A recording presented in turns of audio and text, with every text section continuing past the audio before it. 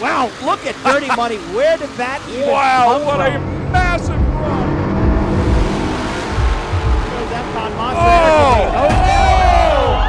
It's gonna blow over!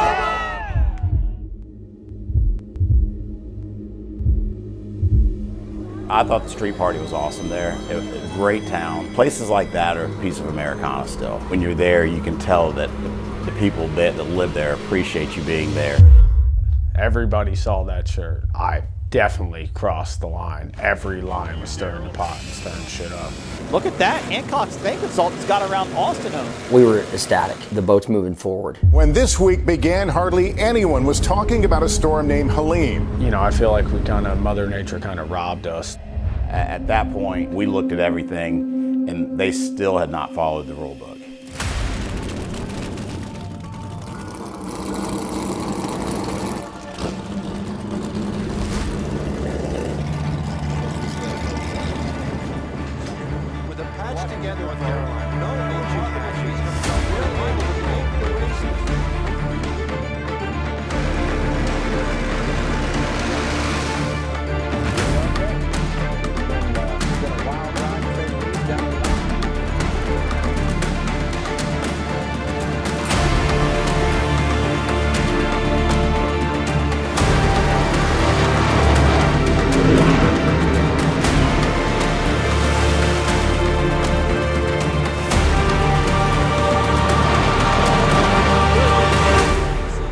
Look at Dirty Money.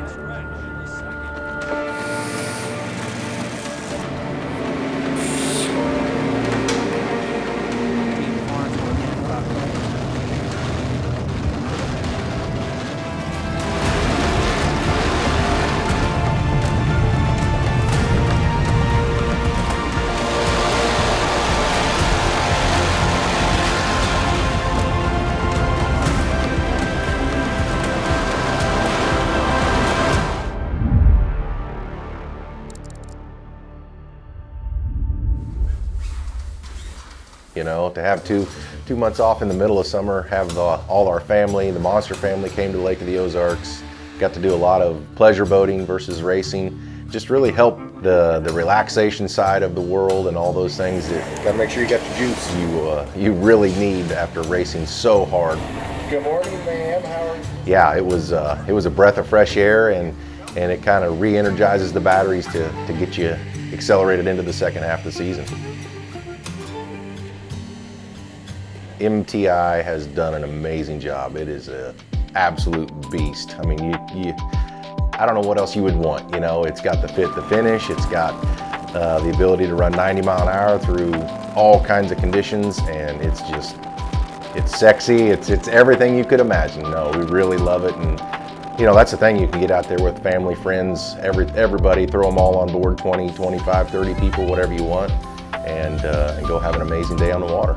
Having the Monster reps, they become family. So it's kind of one of those things where, you know, it's just another day on the water, a pleasure day, and you go have a good time. And yeah, no, I don't think it's work at all. We go do our thing, and that's what they've said from day one. Just be who you are and do your own thing, and that's what we've done.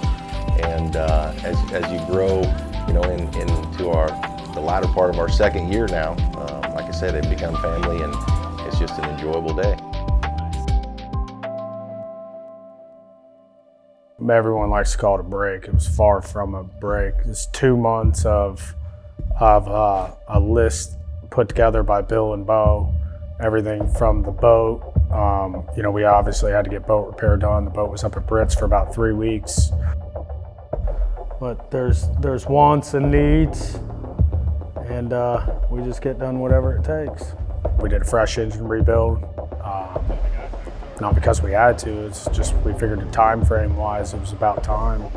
When we tore them down, I still think we could have done a couple more races on them, which is kind of unheard of, but then we went through the systems. We added a little bit more to our telemetry system, you know, tried to track the boat a little bit more, a couple more sensors to find out, you know, what's going on everywhere.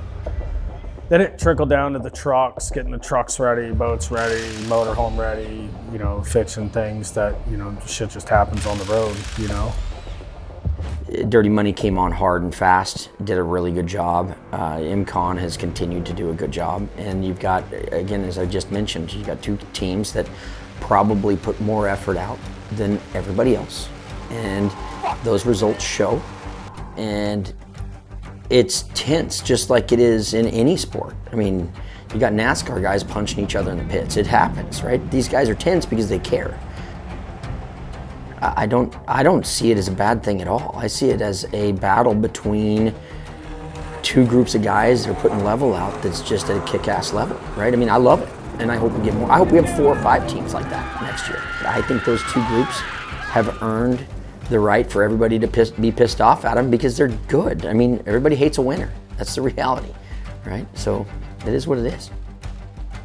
When you go through the year and you're battling against a team like Dirty Money, it does become, well, just even the first lap, you know, and you can feel that boat's presence that's never been there before.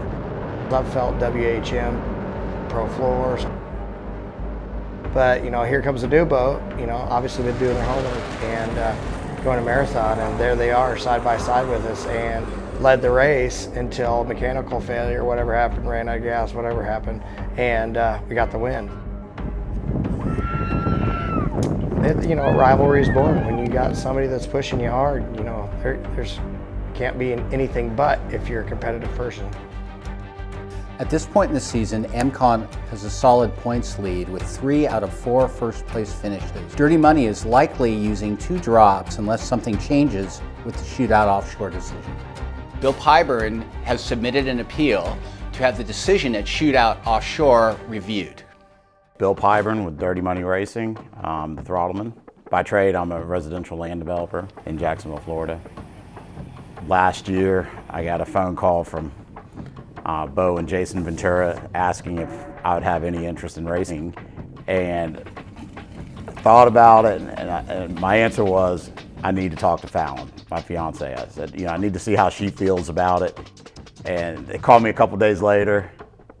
How'd it go? Hesitated. I'm like, well, she hasn't said no. And a day later, I think there was a press release that I was in the boat as the throttleman, and that's how it started. Well, he's already broken a boat in half, so I think we've already passed that point, but I mean, he walked away without a scratch, thank God. So yeah, I do pray each time that, you know, nothing like that ever happens again. But yeah, I'm nervous, praying, worried, shaking, all the adrenaline, but I'm also on the sidelines cussing and saying, let's go. And then I'm yelling at him, don't back out, and he should probably be backing out. So yeah, it's all the things, I guess. So yeah, Lotto, we won the race, and as we were heading to the banquet to get our awards, Brit called me and said, hey, I need you to come out front of the hotel and meet with me. We had Mark Austin out there and Rich Lewers, Tyler Miller, and they were basically telling us we had been disqualified for reckless driving. It's a penalty that, you know, just a term alone, when you define it, there has to be intent to harm, and none of those things were there. And to us, it was just a bad call, and at that point, there's nothing we could do. But as soon as we rolled out to head to Ocean City, I sat in the back of our bus the whole way there. Bobby listened to me go through the stuff, just work on it the whole way, getting our appeal ready. And when we rolled into Ocean City, we already had an appeal prepared, ready to present that to the ORC. If Dirty Money didn't win the appeal, the team would have to win out all 4 races at the end of the season to claim the US-1 title. Ocean City was our 3rd race to the stop, I believe, right? And we got a little bit of a late start into getting all our motors together for this year. So we were battling, trying to get a set of motors in time for the first race, and then we ended up hurting them. So then we got a set back, and then they got hurt. We just dealt with gremlins for the whole first part of this year. It was really tough. So when we went to Ocean City there, we were getting ready to go testing, and we found some metal in one of the Obergs, which is an oil filter in the motors. So we were like, what do you do? You know, do you run it? Do you run it to kill it? You know, so we decided not to test and go out and just run some laps, so at least the boat was out there for points. You know, made it 3-4 laps and then eventually hurt that motor. As you look at an 8-race schedule with 2 drops, you got some choices to make. If I didn't break in Ocean City, I would have broken Sheboygan, right? I mean, and I'm going to go on the road for another trip on a race I could just drop, right, and call it a day. We just had to make a choice. Didn't want to make that trip. We will obviously next year, right, because we've got a race program that makes sense. With our engine package, the way it is now, we got 2 more engines coming. We'll have 6 engines in rotation. We'll be able to make that trip, and it's not a problem. You've got 3 very different crew chiefs, all running different engines with different budgets and different personalities, but the one thing they all have in common, dealing with the crazy travel schedule. The travel is the worst part of this. The lodging, candidly, is the worst part because the expense is so high. The travel arrangements, the permitting, it's a lot. The hardest thing about it is the travel, the time away. We gotta take care of the boat, the trucks, the trailers, the golf carts, you know, the motorhomes, everything. And then when you're stopped at a hotel, you need to look for a good hotel that's safe. A couple years ago, Performance Boat Center got a couple grams stolen out of their truck. When we did home to Lotto to Ocean City home, dude, that was fucking awful. I got the motorhome stuck, you name it, the shit happened. Yeah, I ran from the cops on the way up because I wasn't stopping, you know, like, sorry, Illinois State Police, not sorry.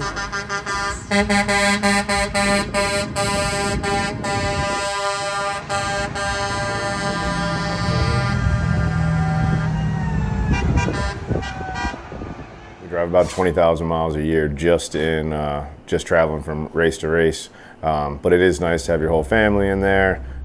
I like the RV a lot. You know, sometimes I bring my mom along and everything like that, but other than that, Amanda and Stella and me and, you know, even the crew guys, that crew for the other teams, they ride down with us. And, you know, it's your party on wheels. All right, man, this is my home. So for 150 days a year, we're inside of here. Yep, so our bedroom's back here. I think my wife's back here getting ready. Hey, babe. What's going on? This is where all the magic happens. I would say just having the comforts of everything that's yours right there. You know, I'm not going from hotel to hotel. I'm right there in the pits, you know, right next to the boat. Keep an eye on all your stuff. You know, you make home at wherever the pits are, and with all your stuff right there, it's really nice. Living the racing dream. I thought the street party was awesome there. Great town. Places like that are a piece of Americana still. Yeah, they're more seasonal, but when you're there, you can tell that the people that live there appreciate you being there. And they really came out, the whole area came out and really supported the race teams and the event. And that's what you're looking for when we go places, that you can make things better for them by bringing dollars into their community, and I think that's what we did.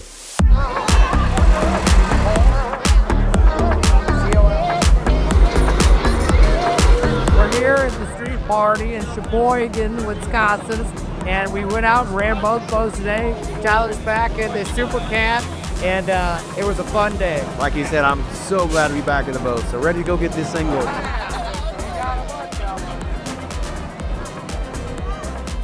It was kind of weird because when we went into the street party, it was cold. And then, like as it, like dusk came around, it was like perfect weather. I took that shirt out, and man, everybody, there were mixed feelings about it for sure. You know, you could tell it pissed some people off. Some people thought it was funny. I mean, I thought it was funny. See it there? Oh, he saw it. Everybody saw that shirt. So let's be clear about this. If you go back to my previous race career up until this year, I definitely crossed the line. Every line was stirring the pot and stirring shit up. Tell High Noon to give us a call. We need power. This year, Bill's been trying to make it to where, you know, I don't stir the pot. I'm nice to everybody. You know, try to be professional about it. I mean, I feel like I have to keep my lips tight different occasions because people piss me off and I just want to go off. I told Bill none of these guys are his friends in the beginning. And you had to find out the hard way. I mean, what it is.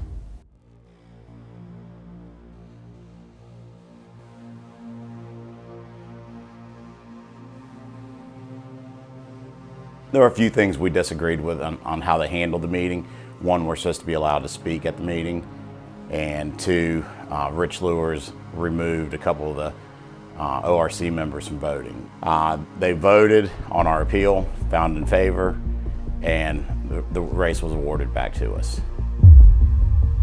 A few weeks later, I received a phone call saying that they were considering looking at some other items on the disqualification and that maybe they had missed some things. And once I got into the details, everything they were bringing up had already been ruled on.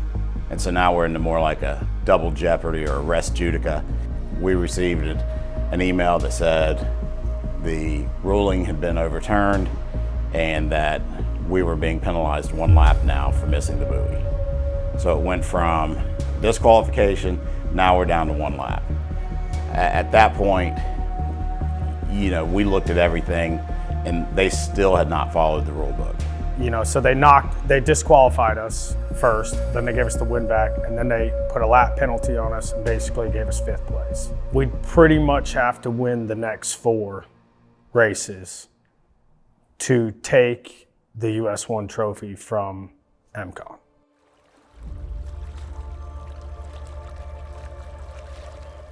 Over the 2-month break, Dirty Money made some significant technological advancements to the boat, and it had people up in arms in the Supercat class. As a class, we have meetings after meetings after meetings, and that's what it takes to continue to be at the top, you know. So we had a meeting in Sheboygan, Wisconsin, right after the official drivers meeting, just to kind of get together and shore up a few things that were, you know, as teams progress and as technology advances, there's obviously a rule book that kind of gets left behind. I think it all kind of started with how far we took our Motec program. Neil and Sean are the best in the world at this. You know, they work for Tony Stewart's team, and you know, they don't need to know anything about a boat. They know stuff about racing. So just by them being able to read all your data, it's allowed us to make changes for the better in the boat. And you know, it's just something that you can get faster and faster on.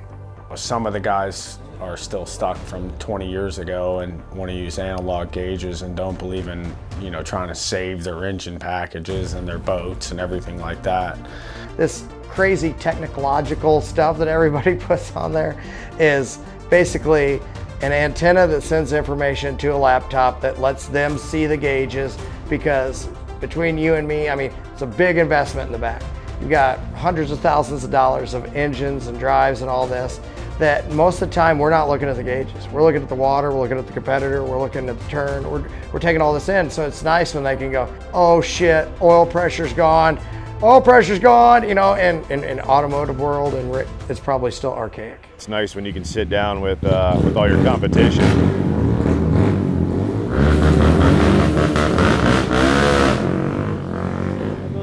That's my team.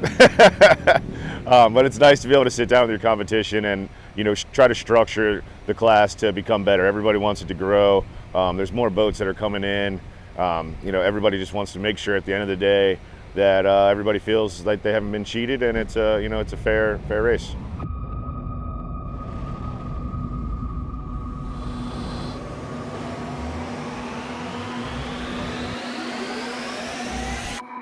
So what do we know at this point?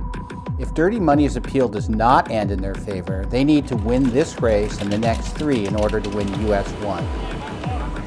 We know that the rule book is in question, and we also know that Team Farnsworth is not in attendance at Sheboygan. What we don't know is if the racers will take their emotions into turn 1. Where did you get it called Smiles, by the way? There's no Smiles here. Listen, everybody's friendly now. They won't be friendly when they're out there. That's when it all goes to death grip.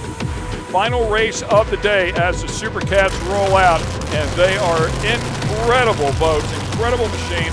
We'll have a nice sized field here as well. These things at full song, well, there's nothing any better. They are beautiful. Green flag, that's it. Last race of the day, and it's a cool one. 7 boats strong.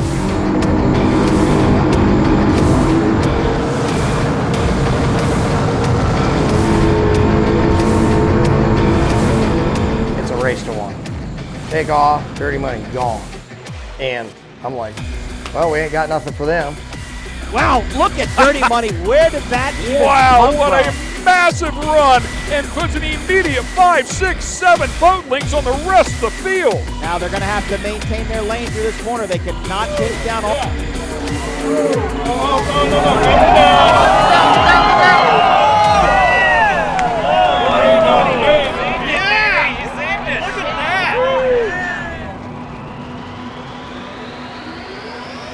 Yeah, that was an impressive save by Vinny and Matt to be able to keep that boat down on the water. It was very hard to tell.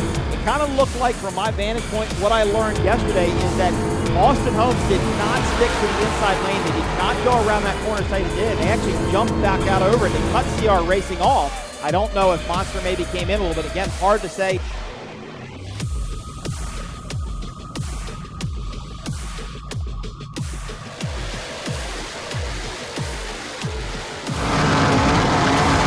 Back off the throttle, come back across the wake, and bam, yeah, it shut off.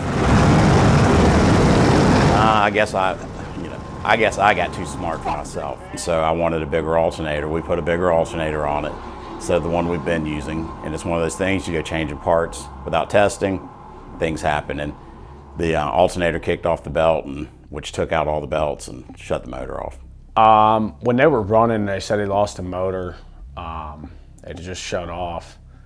All I could think about was, man, it better not be those fucking alternators. Safely in second place here, the Dirty Money boat. That's Dirty Money. Front. They're down off the lane. Dirty Oh, Money it is. off the lane on the south end of the course. Not sure what happened there.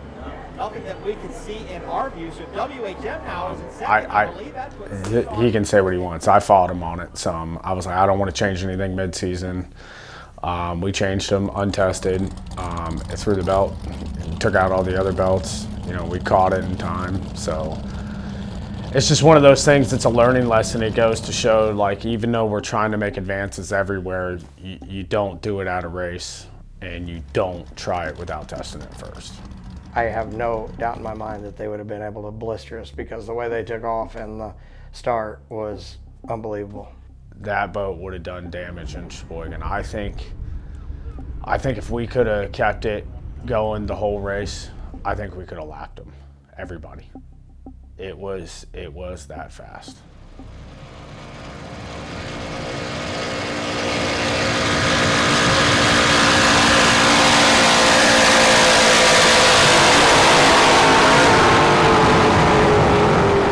Whenever they push us off the wall, or whenever they push us off the dock, we're going out and we're going to finish. It's going to be an issue that Myrick and I have screwed up, not our guys.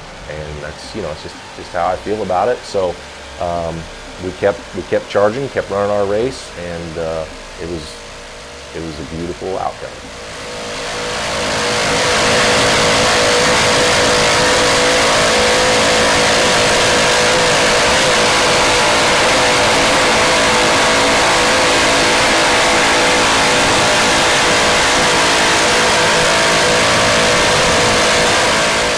off to US-1, MCon Monster Energy. They take the checkered flag in Supercat one more time.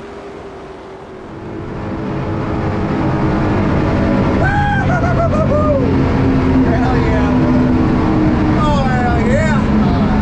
Oh, yeah. Are they still on here or not? Nice work, kids. That's what you call a good old fucking ass whooping.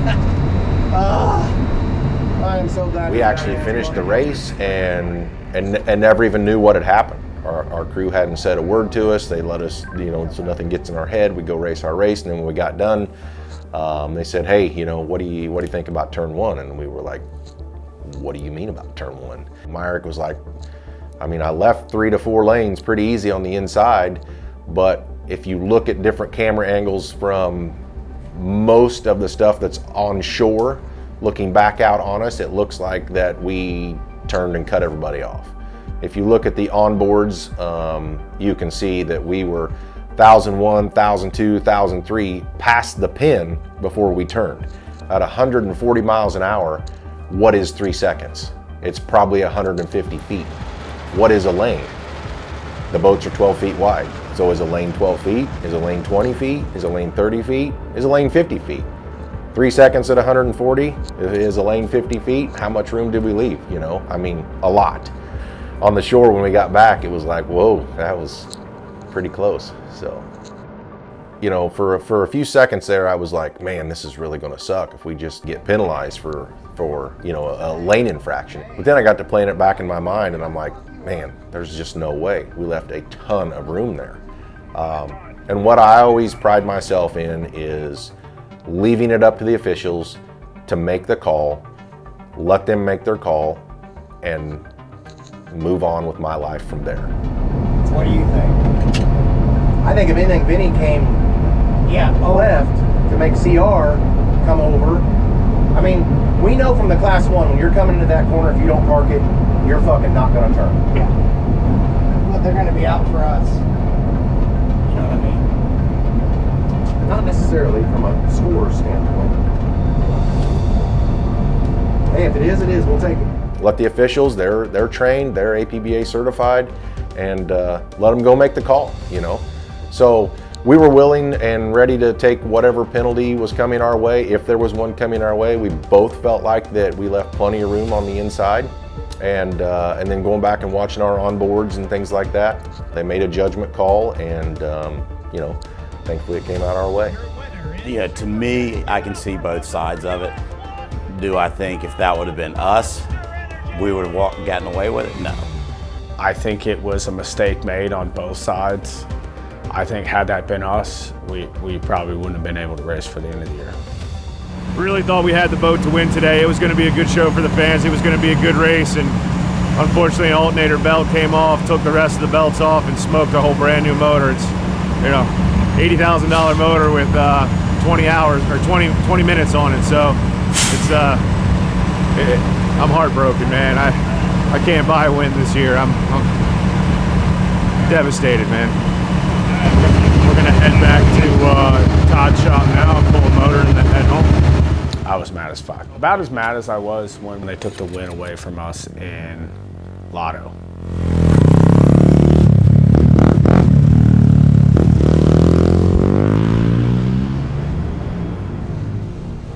We went ahead, followed through with making another appeal, which went to the National Commissioner, and we submitted that. The National Commissioner put a committee together. They came back to us with questions. They wanted documentation, emails, anything we had. And then we had a hearing. With that hearing, I had hope in APBA. I just felt like for the first time, there were people there that were there for the benefit of the sport and making decisions based in a manner that were right and not off of their personal feelings or you know, however they thought things should go. We had the hearing. I felt like it went great. They said they'd get back to us, in the next few weeks. We know at this point we don't have any friends in the pits, and so for us it was to go there, handle business, and try to get out of there with a win. Skipping Sheboygan, I mean, it was a lot of logistics to get both boats there, and we didn't have our new motors yet. I don't think we would have gained a whole lot by going there and trying to limp through another race with some wore out motors. You know, I mean, if I didn't break in Ocean City, I would have broken Sheboygan. Listen, we're battling a lot of variables as a new team. I mean, the boat that we have was a very good boat, but everybody is a lot faster than they used to be as well, okay? So even though the boat was a winning boat years back, it's taken a lot to get it back up to their level, right? So we really couldn't do that till we had a good set of motors to know, is it balance, is it propellers, is it set up in the boat, or is it just motors, you know? I was pretty excited to go into Sarasota because at least I can get Christian some seat time playing up with the guys, at least in the back of the class. So yeah, I was pretty excited about it. Heading into Sarasota, MCon has a commanding lead over Dirty Money, WHM, and the rest of the Supercat field. With Dirty Money's final appeal from Shootout Offshore still pending, they still have a chance to claim US-1 with a win in Sarasota. This is the first time we had two motors identical. Everything was perfect in the motor, all brand new parts. all the work that was done on the boat. We go out, Brit and I ran, I think, a lap and a half, lap and 3/4, and the thing was unreal. And we knew just by the feel of the boat, the propeller selection that we had on it, that it was going that fast, that it was really going to be crazy that weekend. And I think in practice, we were like 10 seconds faster than everybody per lap. Sarasota, we knew we had something for them, and I mean, it showed. We are down to our final race of the weekend. As we talk about the points coming in here, it is Myra Coyle and Tyler Miller with the MCON Monster Energy Machine. 4 wins out of 5 starts. They finished second at Lake of the Ozarks. And then we have Team Farnsworth Hancock's Claim Consultant, the lone MTI in the fleet. They could upset today. And then, of course, the Dirty Money Racing Team, which you said it before, it's just been under a black cloud here. Brit, Lilly, Bill Pyburn inside of that one. So, I mean, some real players out here when you take a look at the names and the success that they've had out here. Me and Bill are getting more comfortable, so everything's starting to go as planned. So we knew we were going to be on the outside. We knew that MCON was going to be inside of us. They're obviously going to pull the lead. So the plan was to take a lap or two, get settled in, and figured out where we were going to take them, and went down the next on the 3rd lap on the backstretch, and everything came together just like we wanted. Well, Dirty Money looks a little bit flatter. They're not bouncing around nearly as much as US-1. You can see it's kind of paying off. They're able to take the lead. You know, we were trying to pass the whole time, but it's hard to overtake somebody, and then once you can get by them, you can, you know, that's when the gaps start coming in and all the seconds. And you know, I definitely think at this point it's going to be a manage our race. They are pretty good ahead. They are pretty far ahead of MCON Monster Energy, and if they feel they have more speed than that team, more top-end speed, more straightaway speed, they will probably manage the race a little bit and tell their team to keep the gap, you know, pretty even between the two of them. You know, it didn't help that Bobby was telling us they were 8 seconds behind us the whole time, and I look out the window and I see him on the other side of the course, and I'm like, there's no way that is 8 seconds. So he didn't want to get right. Yeah, no, he was like, go baby go, man. So yeah, it probably caused even more drama with everything, you know. We were running the boat on kill, you know what I mean?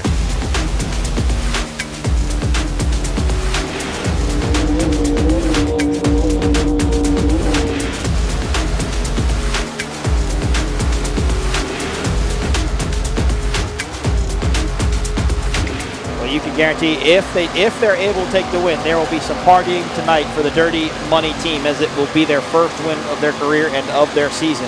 But the cloud is only getting lighter. It has not gone away, so I'm not going to hopefully jinx it too much for Bill and Brit. I think just as you talk about Dirty Money and MCON, right? Every group is going to have some of those same battles.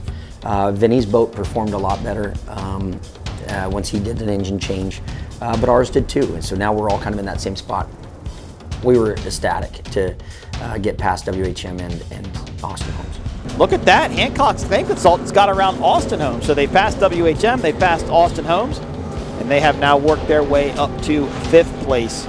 That was definitely a great moment. I mean, I don't know if people know, but I did audition with Vinny to be his driver. He said it was a pretty tough decision because he'd already kind of made up his mind. I mean, I'm sure, you know, he's happy with his choice, and, you know, I think I ended up with the right team for me. It was fun to go by. It was fun to, you know, to have a boat where you can actually race and be competitive. We thought we could maybe gain on Billy more, but he was just too far out, and, you know, we started pushing the boat a little bit harder, and it was starting to trip and get a little out of control, and we're like, I don't think there's enough race left. Farnsworth Hancock Claims Consultants, you know, they've been plagued with engine issues all season. I think if they can put this boat in that 4th place spot and keep it there for the remainder of the race, I think that's a good confidence boost for this team. Overall, I think the boat looks fantastic, and I definitely think they're headed in the right direction. John Cossey and his guys did an excellent job getting us the power that we need. We got past WHM, we got past Austin Homes and Vinny, and so the boat's moving forward. The cloud is now white and getting thinner by the moment. The fog is possibly starting to lift. Checkered flag out. Congratulations, they get it done. Dirty Money Racing grabs their first win here of the season. They're going to be excited about that. We've had a dominant boat at every race, and something's bitten us at every single one. And this is just, you know, all the hard work's paid off right here with a dominating performance. It's it's surreal right now. I've been waiting for this all year. I can't thank Bo and Tiffany enough for giving us everything we need to get here. Bobby, Andy, the whole team at Dirty Money. I love you guys, man. This is for you. You deserve it. The cloud has left this team and the sun is shining bright for your first place winners in Super Cat Dirty Money Race.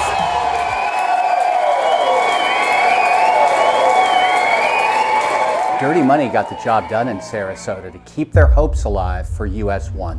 Now they need some good fortune with the decision coming down from APBA. We went to Sarasota. Everybody knows what happened there. We had a great weekend. Woke up Monday morning with an email on my phone. Said it had been overturned and we had won.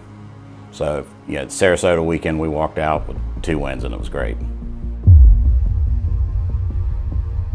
As a class rep, I took a lot of phone calls about how is this happening, what's going on, you know, and it was out of our hands. It was like I said, it was at the national level, and they were going through their jurisdictional protocol and trying to get it right. At the end of the day, when it was overturned by the national commissioner, it was all facts. And if you follow the facts, we were right. And that's all that was done here. When this week began, hardly anyone was talking about a storm named Helene. Tonight, it's all anyone is talking about along the Florida coast and across the deep south. You know, I feel like Mother Nature kind of robbed us of, giving us our shot at the national championship. You know, we've all worked hard all year. We wanted to race for a championship. You can't predict Mother Nature, obviously, and unfortunately, prayers for all the people in Clearwater and St. Pete and the Gulf Coast. You know, it was heartbreaking. And racing becomes something that's just in the background at that point in time. Good evening and welcome from St. Pete Beach, where neighborhoods like this still bear the scars of the last hurricane to come through here, Helene. Now the area tonight bracing for what's about to come, Hurricane Milton. Now barely 30 hours away from making a historic landfall here along Florida's Gulf Coast. Clearwater first, then St. Pete. It was just like, is this real? Things happen for a reason. Maybe we all weren't supposed to be at those races, you know? So, I mean, you can't fight Mother Nature. She's the almighty. Dirty Money lost out on the potential. We lost out on some potential, but that's how the season works. I mean, that's happened to IMCON years ago when a hurricane hit and they didn't get to run and lost a championship. It's just as gratifying and satisfying as ever, you know, to be 4-time national champs in Super Cat. It's never happened in the 20 plus years of history. And again, I've said it once, I'll say it again. They say to be the best, you gotta win in Key West, but you know, a national series, that's the crown jewel in my eyes. In the national side, we're disappointed. We're very excited about walking into this World Championship with a boat that can compete. You know, after winning the national series, you're looking forward to Key West and the World Championship Series. It's one of those things that you almost immediately shift focus. To be successful and to win, the whole team has to be all pulling in the same direction. This isn't easy, you know what I mean? Somebody said to me the other day, if it was easy, little girls in tap dancing shoes be doing it, you know? I mean, it's a pretty rough sport, you know? Great disappointment on the national side, but it couldn't have ended on a better note, right? Getting all of our stuff together and being able to come here with a quality product. With the final 2 races of the regular season canceled thanks to Hurricanes Helene and Milton, the end of the series was a bit anticlimactic. MCON Monster Energy took home another national championship and Dirty Money finished second. But those cancellations also delivered something that teams across all classes, especially Team Farnsworth, really appreciated. It gave them all an extra 2 weeks of downtime to prepare for the Key West World Championships. I guess Key West, we're just going here to end it. You know, it's like we're coming here to take it all, just to show you we could have done it all year. Our couple of mistakes or whatever are the reasons why we haven't. But it won't be the same next year. You know, the program will be on point and we will not have a mistake.